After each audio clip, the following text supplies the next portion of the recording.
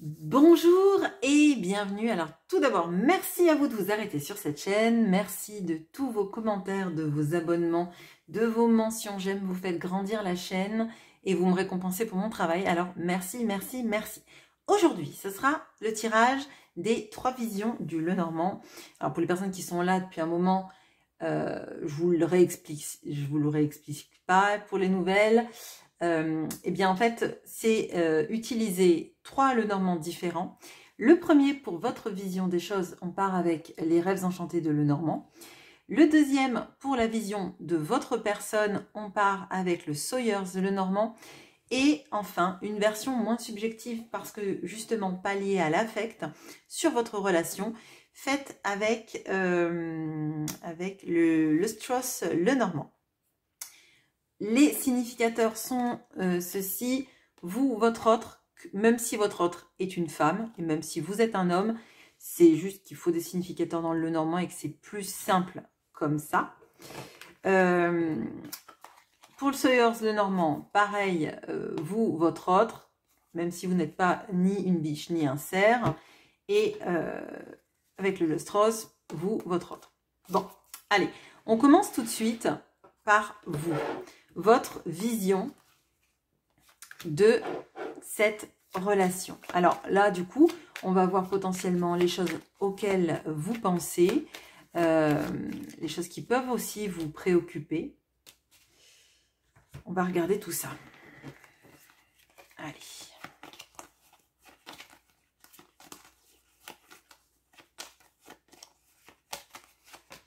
Alors, on a le labyrinthe. On a vous qui regardez le labyrinthe. On a votre autre qui est juste à côté de vous, qui est en train de vous regarder. Les chemins et les lys. Bon, alors je dirais, il est long, il est compliqué, il est perturbant, le chemin vers l'amour, d'accord? Alors, vous, j'ai l'impression que dans votre tête, il y a beaucoup de... vous êtes vraiment tourné vers le passé et vers un petit peu tous ces embroglios qu'il y a eu dans votre vie, dans votre relation amoureuse. Là, moi, ce que je ressens, c'est que comme si, en fait, vous essayiez de démêler le fil d'Ariane pour sortir un peu de ce labyrinthe mental. Alors, peut-être que là, justement, pas vous... Enfin, vous réécrivez un peu l'histoire de ce qui aurait pu être, ce qui aurait dû être, ce qui aurait pu se passer entre vous, ce qui aurait dû se passer entre vous. Et essayez de trouver pourquoi, en fait, vous vous sentez perdu. Votre autre vous regarde, vous lui tournez le dos, justement parce que vous êtes focus sur ce qui s'est passé, potentiellement essayer de, voyez, de retrouver les traces de quand la situation a pu déraper ou n'a pas pu se concrétiser, ou il y a eu un élément déclencheur qui a fait que les choses, alors qu'elles partaient sous de bons auspices, ne se sont pas déroulées comme le plan, en fait. Votre autre, donc il vous regarde. Mais à côté de lui et plutôt vers l'avenir, on a la notion du choix et de l'amour pur. Là, pour moi, votre autre a un choix important à faire dans sa vie. Il ne suffit pas de vous regarder, il suffit de mettre en place des vraies actions, un vrai positionnement, un vrai choix du cœur, le vrai choix du cœur et le seul de l'amour pur, l'amour vrai, le seul qui pourrait nourrir potentiellement cette relation. Donc là, en fait, moi, ce que je ressens, c'est vous attendez même plus des mots, vous attendez des actions et vous attendez un positionnement clair, un choix clair du cœur, un engagement vers le cœur et pas vers la sensualité, vers des tierces personnes via du travail, etc. C'est soit cette personne vous choisit de vivre cet amour, soit ce n'est presque plus la peine, dans ce que je ressens, d'aller ensemble quelque part, parce que c'est comme si, en fait, si elle ne choisit pas l'amour, c'est comme si elle fermait la page de votre amour. Enfin, c'est vraiment ce que je ressens. Et là, peut-être que vous cherchez beaucoup de raisons, en fait, qui auraient fait que cette personne, elle puisse encore douter, alors qu'il y a un amour qui est si présent. Vous voyez? Bon. Ok. Alors, du côté de votre autre, qu'est-ce que il ou elle pense, il y en a trop, de la relation? Bon, alors peut-être que c'est quelqu'un qui est un peu chaotique là actuellement, parce que il y a 4 cartes qui sont tombées dans le coup, mais en masse, et ça faisait un petit peu, bah j'ai pris une décision, c'est bon. Alors, l'inquiétude que j'ai vis-à-vis de ça, c'est que pour moi, les cartes sont tombées boum, en gros tas d'un coup, et ça fait un peu la décision, excusez-moi, pardon, à l'emporte-pièce. Alors, votre autre est ici. Ok, on a le cercueil. On a vous, on a le bateau. Ok, bon. Alors, pour votre autre, c'est très compliqué parce que là, on sent qu'il y a une fin. Une fin dans sa tête, une fin dans son imaginaire et que vous, bah, vous allez voguer ailleurs, loin, etc. Alors là, l'impression que j'ai, c'est que pour votre autre, il y a une vraie notion de fin dans votre histoire. Donc peut-être que vous êtes en silence radio depuis longtemps. Peut-être que vous avez acté une rupture ou qu'elle a acté une rupture et que vous ne revenez pas au contact parce que là, il n'y a aucune notion de communication entre vous. Donc là, peut-être que cette personne, elle est en train de se dire que vous allez partir vers d'autres horizons et que vous avez définitivement mis, alors vous, quand je dis vous, c'est vous deux, un terme à votre relation. Ok. Alors, c'est pas très réjouissant et je me doute que quand je vous dis ça, vous vous dites, bon bah d'accord, elle ne veut plus rien de moi. C'est pas ce que je ressens. Par contre, ce que je ressens, c'est vraiment le point, le point de rupture dans la relation. Ça ne veut pas dire la rupture, mais ça veut dire qu'il y a eu quelque chose dans cette relation qui fait et qui laisse penser que cette personne n'a plus l'espoir que ça revienne. Donc peut-être qu'elle a eu un comportement vis-à-vis de vous qui fait que vous vous êtes enfui. Peut-être qu'il y a des mots qui ont dépassé la pensée et qui fait que vous n'avez pas du tout envie de revenir à la communication. Mais on sent en fait que, vous voyez, d'ailleurs c'est sous vous deux dans votre vision des choses. Vous voyez, un petit peu comme si il y avait trop de choses à se faire pardonner dans l'histoire, notamment peut-être le silence ou des mots qui ont fait mal et qui ont généré un silence. Mais ce qui est sûr, c'est que la communication, là, ça va pas du tout. Ça va pas du tout. Et cette personne pense que vous allez vous en aller très loin. Alors, pas très vite, parce qu'avec la notion du bateau, ce sont des longs voyages. Mais là où vous portera le vent. Hein, j'ai plutôt l'impression que c'est ça. Et peut-être que ça vous pousse, selon cette personne, à partir dans une autre relation. Oh, ok. Bon, on va regarder la troisième vision des choses. Donc, une vision moins subjective. Est-ce qu'elle va conforter votre vision des choses, la vision de l'autre? Mais là, on voit quand même qu'il y a un bon blocage dans la relation, que ça communique pas, que chacun peut-être est aux prises avec ses incompréhensions, on va dire, le fait de se sentir perdu, de savoir qu'il va falloir faire des choix mais qui ne sont pas posés, et que peut-être, du coup, vous, si cette personne ne fait pas le choix de l'amour, vous n'allez pas le supporter, vous allez partir sur votre chemin. On a cette notion-là. Mais j'ai l'impression que quand même, cet autre est assez définitif. Hein. Comme si c'était quelqu'un qui voulait dire... je sais que c'est fini, j'ai compris que c'était fini, etc. Mais ne parle pas. Donc là, on va voir ce tirage-là, ce qu'il nous dit. Bon, alors, votre autre est à la même place que dans sa vision. Ah, on a la communication. On a les souris, mais qui sont retournées. On a vous, on a la tour. Bon. Ok.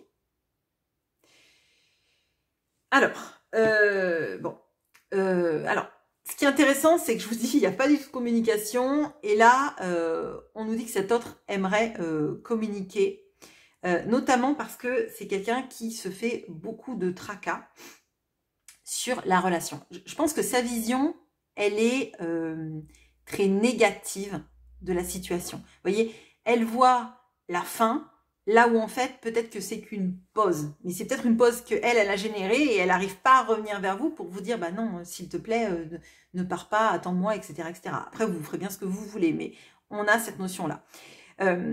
Et d'ailleurs, c'est intéressant parce que dans le Normand-là, les oiseaux sont symbolisés par les chouettes, là, celles qui sont tombées.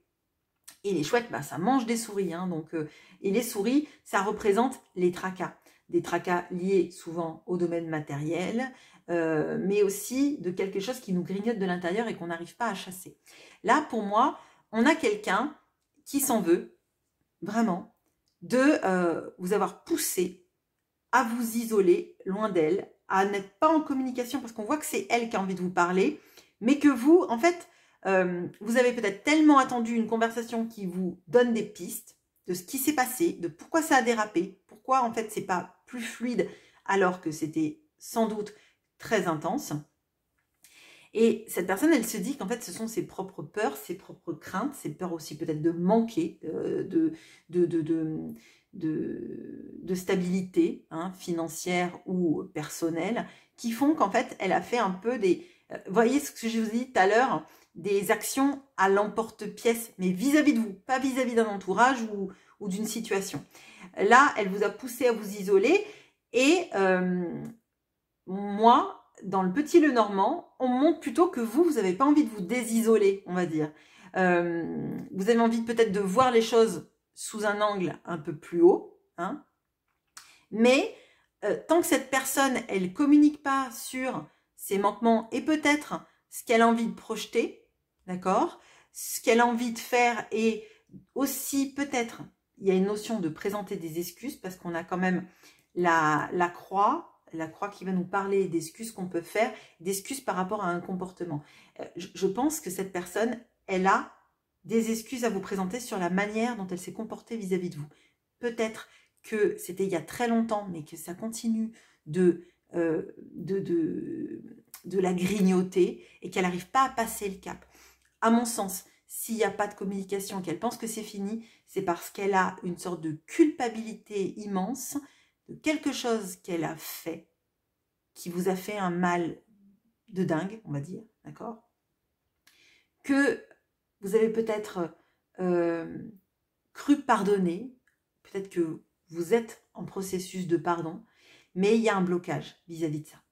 Il y a un blocage et je pense que le blocage, ça a été que cette personne, pendant longtemps, elle ne s'est pas axée sur comment réparer, comment présenter des vraies excuses qui viennent du cœur en fait.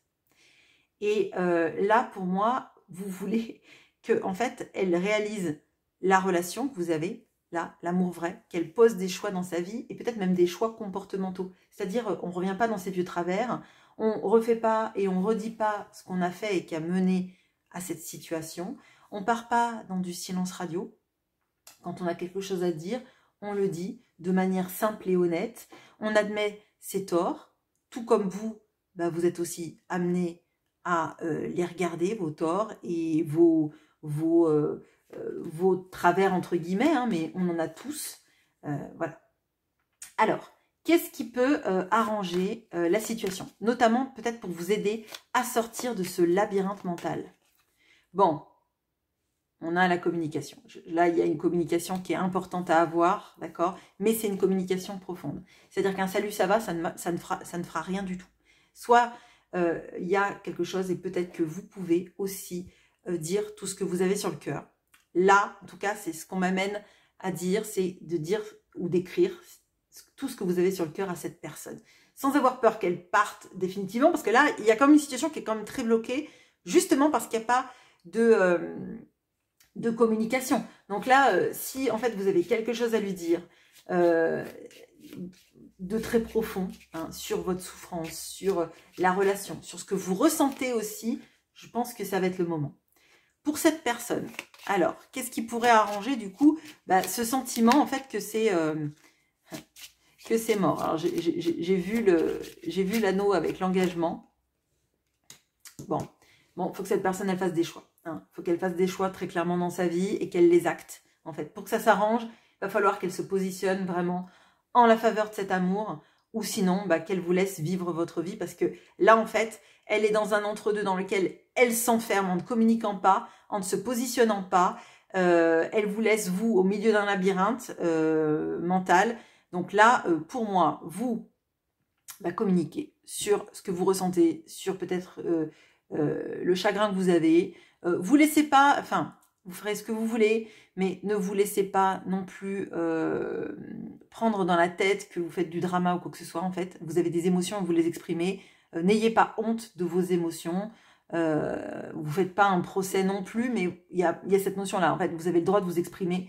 Vous avez le droit d'avoir des positions, vous avez le droit d'avoir des ressentis, et vous avez le droit de dire à la personne ce que vous ressentez sans avoir peur qu'elle fuit. De toute façon, là, elle est en fuite, en fait. Donc, qu'est-ce qu'il peut y avoir de pire qu'elle vous bloque? Je sais pas, en fait. Est-ce que c'est mieux de tout contenir? J'en suis pas sûre. Vous ferez ce que vous voulez, bien sûr. Alors,